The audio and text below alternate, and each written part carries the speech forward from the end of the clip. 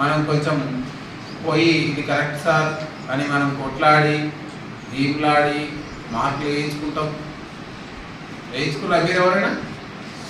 Slip టెస్ట్లో కానీ లేదా యూనిట్ టెస్ట్లో కానీ ఈ ఎగ్జామ్ అనేది గవర్నమెంట్ నిర్వహించే ఎగ్జామ్. అదేవిధంగా ఈ ఎగ్జామ్ని మన టీచర్ కాకుండా అవుట్ సైడ్ టీచర్లు మనం రాసిన పేపర్లను దిద్దుతారు. సో మీరు గుర్తుపెట్టుకోండి, దీనికి ఏం పెద్ద టెన్షన్ పడాల్సిన అవసరం లేదు. అందరూ ధైర్యంగా ఉండాలి.